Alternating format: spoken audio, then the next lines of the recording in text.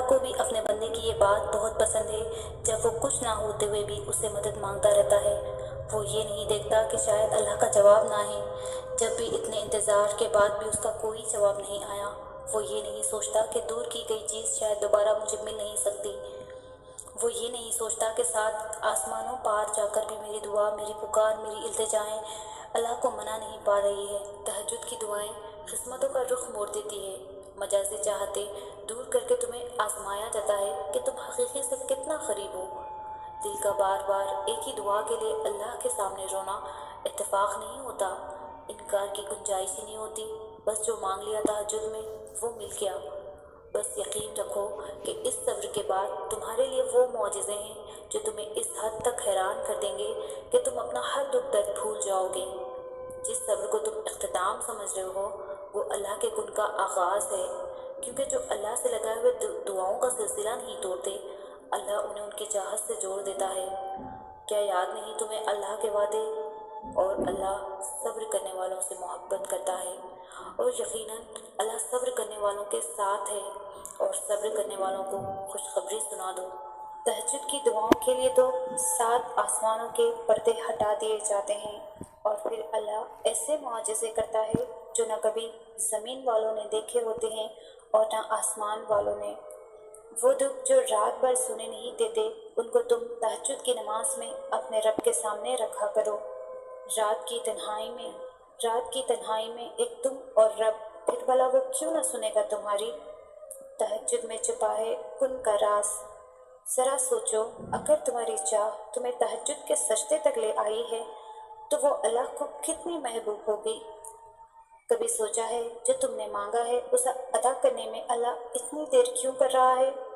تمہاری تڑپ، سجدوں میں بہائے گئے آنسو، تہجد کی دعائیں، اب تک وہ شے تم تک کیوں نہ لا سکی؟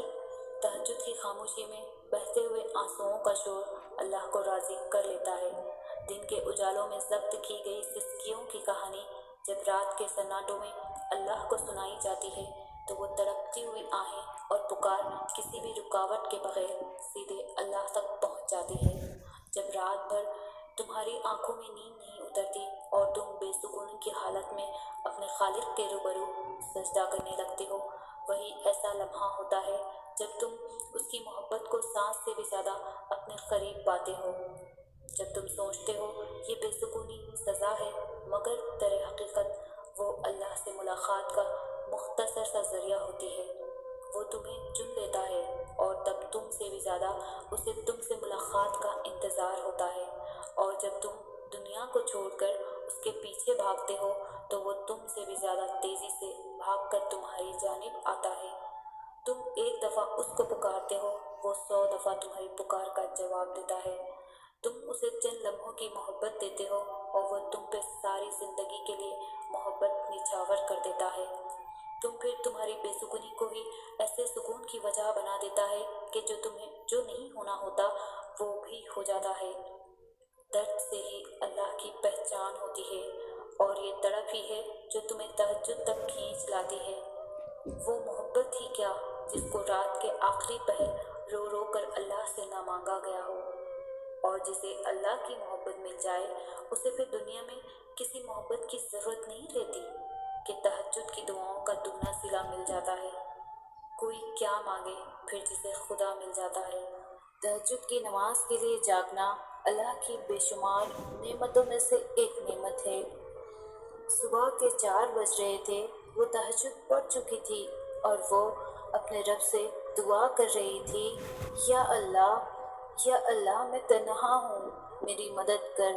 میرے رب، مجھے ایسا لگ رہا ہے میں کسی گہرے کالے سمندر میں پھنس چکی ہوں، میرے ارد گرد صرف اندھیرا ہے۔ سب سے لاڈلی عبادت تہجد ہے، اور اس تک اللہ اپنے لاڈلے بندوں کو ہی رسائی دیتا ہے۔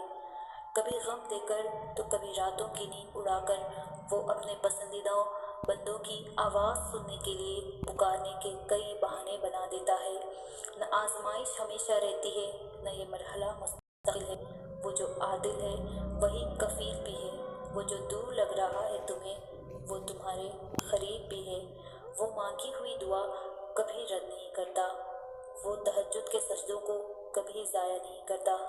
جہاں کسی کی پہنچ نہ ہو وہ وہاں سے راستے نکال دیتا ہے۔ تہجد بہت طاقتور عبادت ہے کیونکہ یہ ثواب یا گناہ کے خوف سے عاری ہے۔ تہجد تک انسان تب پہنچتا ہے جب ساری حسرتیں دل کا ساتھ چھوڑ دیتی ہے۔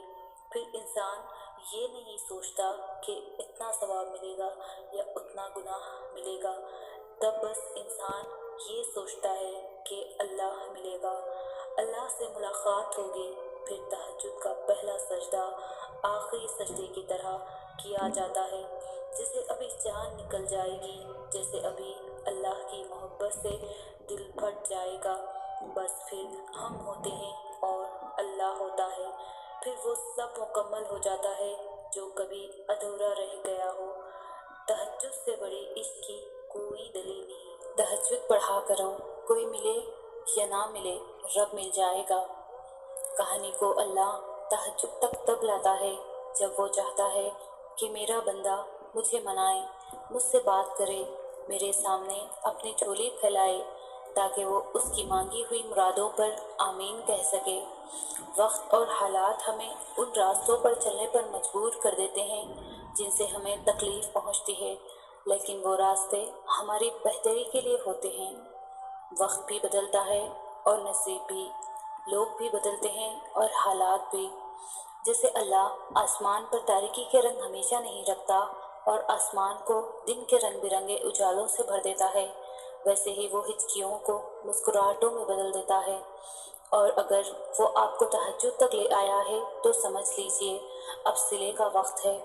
جن کا مکمل ہونا آپ کی نظر میں ناممکن ہے، جو محبتوں کا بادشاہ ہے، وہ کیسے آپ کی محبت کو نامکمل رہنے دے گا؟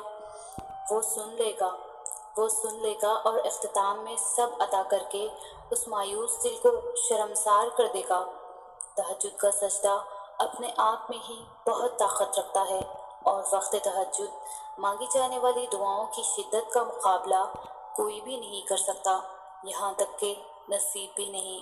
تہجد تو اس نصیب سے بھی لڑ جاتی ہے جس کے سامنے تمہاری دعائیں بے بس ہو جاتی ہیں۔ تہجد پڑھنے والوں کے لیے تو غیب سے معجزے اتارے جاتے ہیں۔ تہجد کی دعائیں تو معجزوں کا عکس ہوتی ہیں۔ فرش پر ہاتھ اٹھاؤ گے تو عرش پر اللہ کو پاؤ گے۔ اللہ تو بن مانگے خواہشیں پوری کر دیتا ہے، تو مانگنے پر معجزے ہی دے گا نا۔ تم کیا سمجھتے ہو کہ وہ تمہاری خواہش پر کن نہیں فرما سکتا؟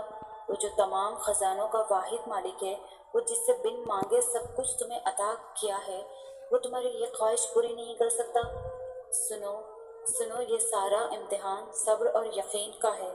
صبر رکھو، وہ تمہاری ساری سستیوں اور دکھوں کا انعام تمہیں جلد دے گا۔